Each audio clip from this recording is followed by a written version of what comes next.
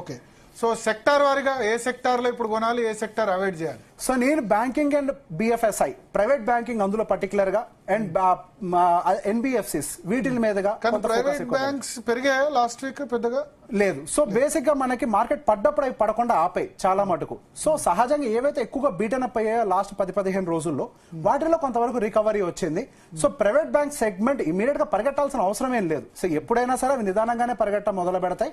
But ఎక్కువ contribution ఈ సంవత్సరంలో బ్యాంకింగ్ అండ్ ఎన్బిఎఫ్సిస్ దగ్గర నుంచి వచ్చే అవకాశాలు కనపడుతున్నాయి బాగా. సో మీరు positive on private banks, NBFC, FMCG, consumption. Yes, ఈ 4 సెగ్మెంట్ అంటే డొమెస్టిక్ డ్రివెన్ ఇవన్నీ. Negative on so negative mode కొంతవరకు ఫార్మాసిటికల్ బీట్ అప్ అవుతుంది అండ్ ఇన్ఫ్రాస్ట్రక్చర్ ఒక 2 సంవత్సరాల వరకు కూడా రికవర్ అవ్వకపోవచ్చు. దానికి 2 సంవత్సరాలు. ఎస్. సో ఇన్ఫ్రాస్ట్రక్చర్ రివైవల్ అవ్వాలంటే గవర్నమెంట్ స్పెండింగ్ ఉండాలి.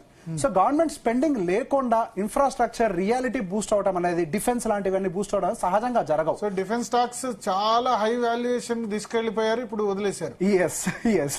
సో బేసిక్ గా మనకి గవర్నమెంట్ కొచ్చిన్ షిప్ యార్డ్ అయినా ఇంకా అట్లా పారస్ డిఫెన్స్, ఇంకా హెచ్ఏఎల్, హిందుస్థాన్ ఏరోనాటిక్స్ లిమిటెడ్, అటు గవర్నమెంట్ అయినా ఇటు ప్రైవేట్ అయినా. ఎస్, అంటే ఈ సెగ్మెంట్స్ అన్ని కూడా ఎక్కువ గవర్నమెంట్ స్పెండింగ్ మీద డిపెండ్ అయి ఉంటాయి. సో నెక్స్ట్ రానున్న 4-5 ఇయర్స్ లో మీ ఫిజికల్ డెఫిషియట్ ని తగ్గిస్తాము, అప్పుల భారం తగ్గిస్తామన్న వర్డ్ లో ఉన్నారు.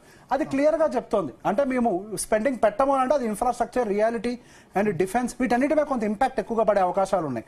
సో ఆల్రెడీ ర్యాలీ అయ్యాయి కాబట్టి ఒక 2 సంవత్సరాల వరకు కన్సాలిడేషన్ ఉండడానికి చాలా హై ప్రాబబిలిటీ ఉంది. సెబీ కొత్త రూల్ తీసుకొచ్చింది, అది